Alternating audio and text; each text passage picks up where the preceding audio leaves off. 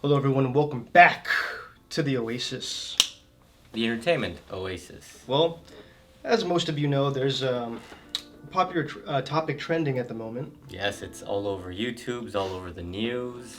and we thought we'd address it and give our 2 cents on it and see what you all think. And we're referring to the the whole I guess back and forth thing GameStop's- between GameStop Wall stock Street and debacle. like people on Reddit about the GameStop Stock, yeah.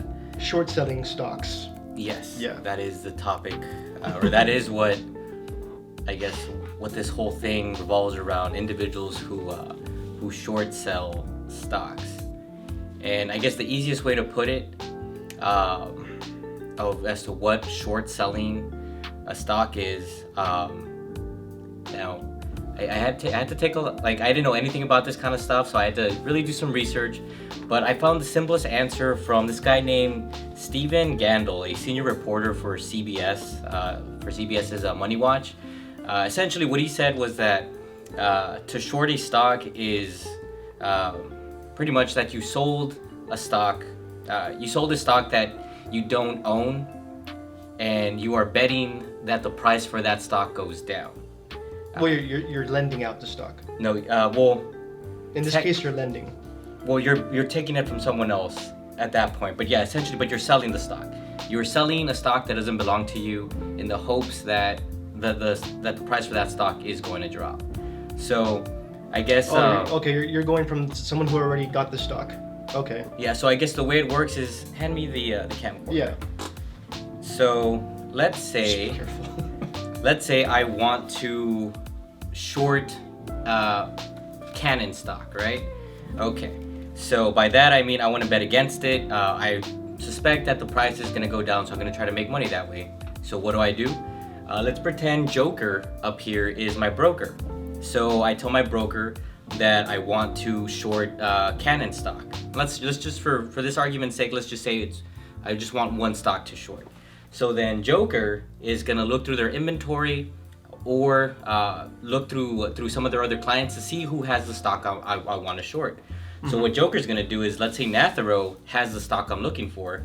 Joker's gonna say, okay, well, hey, I'm gonna borrow this stock from Nathurow, and here you go. And so Joker is going to sell it for me. So let's say it sells for $20. So at this point, now I have sold a stock that does not belong to me. I sold this Canon stock that Joker borrowed from Nathurow that I am at some point going to have to give back to him, right?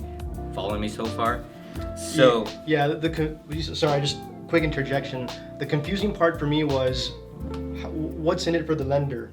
You know what I mean? Or what's in it for the broker? Well, I found out that they both get a commission for lending out the stock, and they also sometimes provide charge interest. yeah, they always, if I'm not mistaken, they always charge interest as long as you remain open on the position, which I think that's what it's called when you still haven't bought back the stock to give back. So my goal, now that I've sold Nathan's stock that Joker let me borrow, is to buy the Canon stock again, but at a lower price. So I sold it for $20. I'm hoping that it drops to under $20. So let's say 3 weeks later, the Canon stock drops to $10. And I'm like, okay, cool. So I'm gonna close my position. And from what I've read, that just means that I essentially am buying back the stock, paying it back. So I buy the stock for $10, and I use the $20 that I originally got when I sold Nathurow stock. So I pay 10 and I get the stock back. Yay, I got it for 10. And then give it back to Joker. Joker gives it back to Nathurow, and then I just made $10. I kept the difference between what I sold it for and what I bought it for. Of course, you do have to pay interest on that stock and whatnot. Yeah. So the owner of the stock and the broker get a commission for providing. Well, the broker gets a commission for providing the service, for doing that in between Getting the stock. getting the stock and then lending it out. They get a commission for doing that. And then, of course, the person who borrowed the stock, who then sold it for a price and then bought it back at a cheaper price, that's how they get their profit. Mm-hmm. Yeah. Now, one of the terms that is being thrown out there a lot is short squeeze. And essentially what that means, I guess before I start, I guess you should know that there's two types of buyers, or two types of people when involved in this. There's regular buyers who buy stocks at a low price with the hopes of selling it at a high price. And then you have the short sellers, which are the ones we were just demonstrating. So what this short squeeze is that, let's take that same scenario into account here. But let's say I'm wrong and the price of the stock starts to go up in price. Well, at that point, I'm losing out money because now I have to take money out of my own pocket to buy back that Canon stock so I can give back to Joker to give back to Nathurow. So basically, it backfires. It backfires. That's the gamble of the stock market. But in this specific scenario of short selling, that's the specific, I guess, literal price you have to pay. And as to how much out of your own pocket you have to pay, well, that kind of depends on how high that stock goes. So, and that's what the Reddit people did. they caused the price of those stocks to skyrocket. So I guess the way the short squeeze starts to happen is, okay, so now I'm in a pinch because I need to pay him back for the stock. Well, I need to give the stock back, and so in order to do that, I need to buy it back. And there's other people in my same position. So as the stock starts to go up, me and all the other short sellers having to buy back that stock contributes to the stock going up even further. So then that gets other buyers, not short sellers, but that gets other buyers to feel like, okay, cool, there must be value here. So these people are buying at what they perceive to be low because they suspect that the price is going to go up again, so that they can make a profit. So then those buyers, when those buyers get back on, like jump on the train again and buy more stock, that makes it harder for other short sellers who haven't closed on their positions or haven't bought back the stock. So then they have to in turn buy more stock or buy the stock back, which again further contributes to the price going up. And then again, it gets other buyers to determine like, okay, well, I guess it's gonna go up again, I'm gonna buy now and sell later. So it creates this vicious cycle of the short sellers, I guess, inadvertently, they are inadvertently helping the stock price go up, screwing over other short sellers.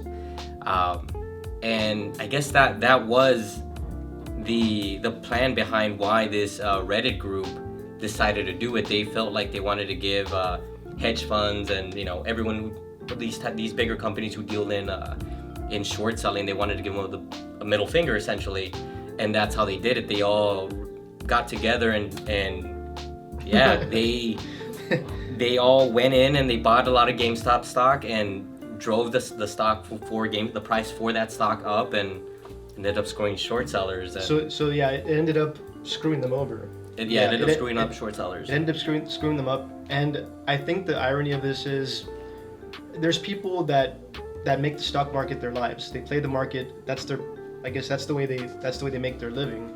So there's people that have been in the game, so to speak, for a very long time. And for people who probably aren't so invested in stocks, we're able to deal a huge blow to people who've been in it for years. That's like the whole gotcha part of it. It's like a bunch of amateurs just like I guess screwed over possibly veterans who've been in the game for a long time. And it's not just veterans, it's like the bigger guys, like the corporations, the hedge funds, the banks who practice short selling. Those are who this is targeted at. And they even started branching out to other stock like Bed Bath & Beyond, AMC, stock that because of the pandemic maybe has seen a decline because they foresee that these short sellers are going to try to short those stocks. So it's a way of them continuously giving them the middle finger. The weird thing that ended up occurring is that some of these sites where you can trade stock, sell stock, do all that crap, ended up putting a halt to the purchasing of GameStop stock. It's such a tongue twister. GameStop stock. No, GameStop stock. GameStop stock.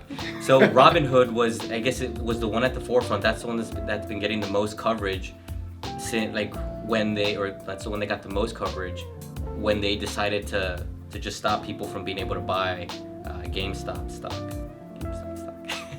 So of course, stock from GameStop. Maybe you should say that from now on. And so that caused a lot of people to be upset. Mostly not short sellers, but the buyers. you know, 'cause this was their way of potentially making profit. You know, they buy low, they sell high, and some people kind of saw this as these companies protecting these hedge funds, you know, minimizing the impact of what they can lose, you know, for their short selling attempt going wrong. So it caused a lot of outrage, and I think as of the time of us recording, they might have re-allowed the buying of the stock again, but maybe at a smaller capacity. But that was a thing, and it's been all over the news. Like, there's different stories about about this kind of stuff. The funny thing is, like, if you have nothing to do with this, I guess, like, world, if you're not really familiar with the stock market, and if you read the gist of it all, it's just kind of a laugh. Like, wow, some like the big corporations got screwed over, or like maybe some like veteran stock people in the stock market got screwed over too. But if you're someone who's in the stock market, it's a huge deal because you might have lost out on a bunch of money. Yeah. So, I mean, if you're a short seller, you definitely lost out on money. If you were like one of those that, like, if you were an actual buyer, not a borrower who sells, but if you were an actual buyer of the stock, things can look for you, things can go great. For a while, as long as the spike is still occurring. Yeah, no, eventually there's gonna be losers. Yeah. So, no bash to GameStop, but I don't foresee this. No, it's like, yeah, like it's not gonna continue. Exactly. It's just it's a false sense of it's basically stock market trolling. That's what it is. Yeah. If it comes down to it, it's just Reddit trollers impacting the real world. So yeah, if you bought stock in GameStop, I mean, make sure to sell it at the right time for you to get profit. Because the cool thing is, I did read a news article that this 10-year-old kid from San Antonio, Texas, he actually back in 2010, I think his name was, and I have it written down here, his name was Jaden Carr. His mom had gotten him 10 shares of GameStop stock when it was about $6.19 in 2019. And because of what happened here with the short squeeze and the price going up, he actually managed to sell his 10 shares or 10 stocks, and he made like $3,200. The 10-year-old kid, which is cool. Yeah, that's freaking awesome. And you see the picture of him in like the news article, and he's holding, it's from like 2019 when he got the stock, and it's in a frame, and he just looks genuinely happy when he received GameStop stock. And to think that, you know, now he actually made a very sizable profit, I don't know, that made me happy. I was like, good for him. I mean, it was 10 years later too, right?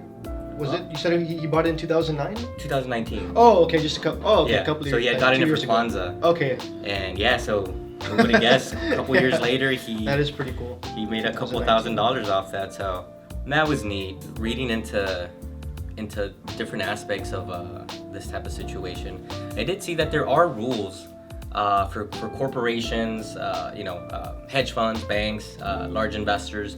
There are strict rules on Wall Street against them getting together to buy up stock to drive up the price.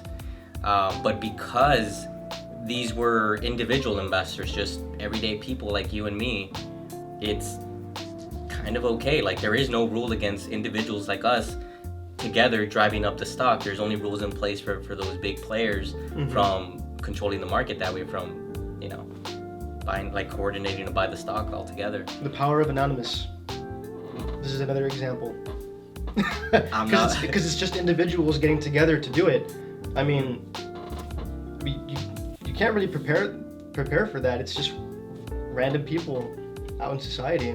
Yeah. Whereas if it's a big corporation source, like a massive company, you know they have the leverage to pull that off. So you have to put restrictions on it, or else they'll just keep abusing it. But it's just people out in the public that just decided to band together. They have a meeting at someone's house, you know, and they get 50, 75 people on board somehow, and they all have, you know, money to throw around. There's not really nothing you can prepare that. How do you prepare for something like that? If this scenario or if this situation has taught us anything, is that trolls, they can really wreak havoc. Yeah. We might call them keyboard warriors and whatnot, but at the end of the day, anonymous. If they can band together, they can F stuff up. Yeah. They really can, but And no avenue of life is safe. They're coming for you. They're coming for you. You just don't know when or how. But what do you guys think about the situation? Did you guys actually buy in and buy stock? If you did you make a profit? Do you have any stories to share? Do you know of any? If you didn't yourself, do you know of anybody who did? Let us know in the comments. Yeah, but that's all the time we have for today. So we hope y'all have a great one, and feel free to come back to the Oasis. The Entertainment Oasis. Peace out, guys.